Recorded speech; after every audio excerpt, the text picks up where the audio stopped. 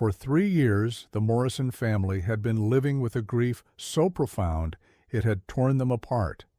They had mourned their son James, held a memorial service, and struggled to rebuild their lives after losing him in what they believed was a tragic accident. What they didn't know was that James Morrison was very much alive, living 500 miles away under a different name, watching their pain from afar, and drowning in regret over the lie that had spiraled completely out of control. When Ellen decided to reunite them, she had no idea she was about to orchestrate the most impossible resurrection in television history. The studio was thick with emotion as Ellen finished her opening dance to "Come Home" by One Republic, the song choice seeming almost haunting given what was about to unfold. The audience was still processing Ellen's monologue about family forgiveness and second chances, and the soft California afternoon light streaming through the windows cast everything in a golden glow that made even the most difficult conversations feel possible. James Morrison sat in a separate green room from the main backstage area, his hands trembling as he adjusted his simple blue button-down shirt for the 10th time in 5 minutes. At 28, he had the hollow look of someone who had been carrying an unbearable secret. Dark circles under green eyes that once sparkled with mischief, a beard he had grown to change his appearance, and the hunched posture of someone who had spent 3 years looking over his shoulder in shame. James had never imagined he would be sitting backstage at the Ellen DeGeneres show, especially not under these circumstances. 2 weeks earlier, a private investigator hired by the show had tracked him down in Phoenix, where he had been living under the name David Collins, working construction and trying to build a life on a foundation of lies. When the investigator told him that his family would be appearing on Ellen's show to talk about coping with his death, James knew his 3-year charade was about to come to an end. What James didn't know was that in another green room just 50 feet away, his parents Robert and Linda Morrison, his sister Sarah, and his brother Michael were preparing to share their story of loss and healing, completely unaware that the son and brother they had been mourning was about to walk back into their lives. "James Morrison, you're ready in 10 minutes, a production assistant announced gently. James nodded, unable to speak around the lump in his throat. For 3 years, he had rehearsed this moment in his mind, imagining dozens of scenarios for how he might reveal the truth to his family. None of his fantasies had involved national television. The decision to fake his death hadn't been premeditated. 3 years ago, James had been going through the darkest period of his life, unemployed, struggling with alcohol, and facing mounting debt that he had hidden from everyone who loved him. When his father had confronted him about stealing money from the family business and his mother had threatened to cut him off financially unless he got help, James had exploded in anger, saying things he could never take back. "You want me gone? Fine. Maybe you'll appreciate me when I'm dead," had been his parting words as he stormed out of the family home. 2 days later, consumed by pride and shame, James had staged his own death, making it look like he had fallen from a hiking trail into a river. His car was found abandoned, his wallet and phone left behind as evidence. Search teams never found a body because there was no body to find. Meanwhile, on the main stage, Ellen was introducing the Morrison family to an audience that had no idea they were about to witness the most shocking reunion in television history. "Today we're talking about how families survive the unthinkable," Ellen said, her voice gentle and respectful. "My guests lost their son and brother in a tragic accident 3 years ago, but they found ways to honor his memory while rebuilding their lives. Please welcome the Morrison family." Robert Morrison, 55, walked onto the stage with the careful dignity of a man who had learned to function despite a broken heart. Linda Morrison, 52, followed with the soft sadness of a mother who had never stopped looking for her child in crowds. Sarah Morrison, 26, had the protective stance of someone who had become the emotional anchor for her family. Michael Morrison, 24, carried himself with the weight of being the surviving son. Ellen greeted each family member with extra gentle hugs, immediately sensing the profound grief that still surrounded them like a cloud. "Thank you all for being here," Ellen said as they settled onto the couch. "I know this isn't easy. Can you tell me about James?" Linda spoke first, her voice steady but fragile. "James was our middle child. He was funny, creative, and had this way of lighting up any room he entered. But he was also struggling with some personal issues, and we were trying to help him through a difficult time." Robert nodded, his voice rough with emotion. "We had a big fight the last time we saw him. He was going through financial troubles, and we were trying to give him tough love. We thought we were helping, but Ellen's heart was already breaking for this family." "What happened after that fight?" Sarah took over, clearly having told this story many times. "James stormed out saying some hurtful things. We thought he just needed time to cool off. But 2 days later, park rangers found his car abandoned near a hiking trail. His wallet, his phone, everything was left behind." Michael's voice was barely audible. "They searched for weeks. Divers, helicopters, search dogs. They never found his body, but the evidence suggested he had fallen into the river during a storm." Ellen was struggling to maintain her composure, knowing what she knew about James being alive. "How did you process losing him that way?" "We blamed ourselves," Linda whispered, "especially for the fight. Our last words to each other were angry ones. I've replayed that conversation 1,000 times, wishing I could take it back." The audience was completely silent, many people wiping away tears as they watched this family's raw pain. Ellen looked toward her producers, knowing she was about to either heal this family or traumatize them further. "I want to ask you something, and I need you to prepare yourselves. What would you say to James if he could hear you right now?" Robert looked directly into the camera. "I'd tell him I'm sorry. Sorry for the fight. Sorry for being too hard on him. Sorry that he felt like he couldn't come to us when he was in trouble." Linda was crying now. "I'd tell him how much I love him and how proud I am of the good man he was becoming, even in his struggles. I'd tell him that no mistake was worth losing him over." Sarah wiped her eyes. "I'd tell him that he's missed every single day and that we're trying to live in a way that would make him proud." Michael's voice broke.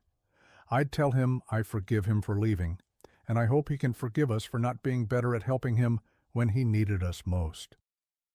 Ellen was openly crying now, and she made a decision that went against every piece of advice her producers had given her about handling this delicate situation. "Morrison family," Ellen said, her voice steady despite her tears, "what if I told you that James can hear you? What if I told you that he's been watching your pain, your healing, your love for him, and that he's been desperately wanting to come home but didn't know how?" The family stared at Ellen in confusion. "What do you mean?" Linda asked, her voice barely a whisper. Ellen stood up and looked toward the stage entrance. "James Morrison, I think it's time to come home." The studio fell into complete silence as James walked onto the stage. He was older, thinner, bearded, but unmistakably the son and brother the Morrison family had been mourning for 3 years. Linda Morrison let out a sound that was part scream, part sob, and part prayer. Oh my God, James." Robert jumped up from the couch so quickly he nearly fell over. "Son, is that really you?" James stopped about 10 feet away from his family, tears streaming down his face. "Mom, Dad, Sarah, Michael, I'm so sorry. I'm so incredibly sorry." Sarah was staring at her brother as if he were a ghost. "You're alive? You're actually alive?" "I'm alive," James confirmed, his voice breaking. "I've been alive this whole time, and I've been watching you suffer, and I've been too much of a coward to come home." Linda stood up slowly, as if sudden movements might make James disappear again. "You let us think you were dead? For 3 years?" "I know how it sounds," James said quickly. "I know how terrible it is. It started as anger and pride, and then it became this lie that grew too big to take back." Michael was shaking his head in disbelief. "We had a memorial service. We grieved for you, Mom and Dad nearly divorced because of the guilt. James fell to his knees on the stage. I know. I watched it all happen. I've been living in Phoenix, and I've seen every Facebook post, every anniversary memorial, every family gathering where I should have been. I've been dying inside, watching what my selfishness did to all of you. Ellen watched this impossible reunion unfold, ready to intervene if the emotions became too overwhelming. Robert approached James slowly. Why didn't you come back? Why didn't you tell us you were okay? Because I was ashamed, James sobbed. Because the longer I waited, the worse it got. Because I destroyed your lives with my pride, and I didn't know how to fix it. Linda reached James first, dropping to her knees and pulling him into her arms. You're alive, she kept repeating. My baby is alive. One by one, the rest of the family joined the embrace on the floor of Ellen's stage. Robert, Sarah, and Michael all wrapped their arms around the son and brother they thought they had lost forever. Ellen gave them several minutes to cry, to hold each other, to process the impossible reality that their family was whole again. James, Ellen finally said gently, can you help us understand what these 3 years have been like for you? James pulled back from his family, but stayed close enough to touch them. Hell. Complete hell. I changed my name, moved to Phoenix, got a job in construction, but every single day I regretted what I had done. I've wanted to come home 1,000 times, but I was terrified that you would hate me for what I put you through. Sarah looked at her brother with a mixture of love and anger. James, do you understand what you did to us? Do you understand how we blamed ourselves for your death? Yes, James said immediately. And that's the worst part. I watched Mom lose weight, Dad start drinking, you and Michael struggling with guilt. I caused all of that pain, and I was too selfish to end it. Ellen addressed the family as a group. How are you all feeling right now? This is an overwhelming situation. Robert spoke first. I'm angry and relieved and confused all at the same time. My son is alive, which is the most wonderful news I could ever receive. But he let us suffer for 3 years, which is the cruelest thing I can imagine. Linda was still holding James's hand. I'm just grateful he's alive and he's here. Everything else we can work through. Michael was struggling more than the others. I've spent 3 years feeling guilty that I survived when my brother didn't. I've made major life decisions based on honoring James's memory. Now, I find out it was all based on a lie. James looked directly at Michael. I know I have no right to ask for forgiveness. What I did was unforgivable. But I need you to know that watching you honor my memory, watching you become the man you've become, has been both beautiful and heartbreaking. Ellen had one more piece of information that would help put this situation in perspective. James, there's something your family doesn't know. We've been investigating your life in Phoenix, and we discovered that you've been making some important changes. James looked surprised. What do you mean? You've been attending Alcoholics Anonymous for 2 years. You've been working with a therapist. You've been volunteering at a homeless shelter. You've been trying to become the person your family always believed you could be. The Morrison family looked at James with new understanding. Is that true? Sarah asked. James nodded. I realized that if I was going to stay dead to you, I at least needed to make sure I didn't waste the life you thought I had lost. I got sober, got help, and tried to honor the son and brother I should have been. Ellen had one final surprise that would help this family move forward. Morrison family, healing from this situation, is going to take time and professional help. I've arranged for you to work with Dr. Patricia Chen, a family therapist who specializes in trust rebuilding and trauma recovery. She's going to help you navigate this reunion and rebuild your relationships. She also handed Robert an envelope. James, you mentioned feeling ashamed about the financial problems that contributed to your original decision. I'm providing funding for you to pay back the money you took and to get a fresh start with your family's support.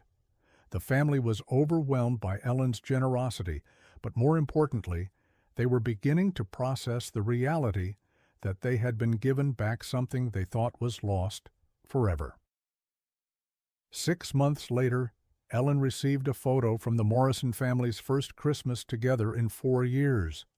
James looked healthy and happy, surrounded by parents who had learned to balance their joy at his return with their need to rebuild trust, and siblings who were working through their complex emotions with professional help. The family had chosen to keep James's return private, focusing on healing rather than publicity. James had returned to school to study counseling, hoping to help other families avoid the kind of devastating deception he had created. "Any regrets about how you handled the reunion?" Ellen asked Linda during a follow-up call. Linda's voice was warm but realistic. "It's been the hardest and most wonderful 6 months of our lives. We're grateful every day that James is alive, but we're also working through the trauma of believing he was dead. It's complicated, but we're committed to doing the work." James had learned that love and forgiveness were not the same thing, that being welcomed back didn't erase the consequences of his actions, and that rebuilding trust would take years of consistent honesty and growth. Because sometimes the most joyful reunions are also the most complex, sometimes coming back from the dead means facing the devastation your death caused, and sometimes the greatest gift a family can give is the willingness to work through the impossible together, one honest conversation at a time.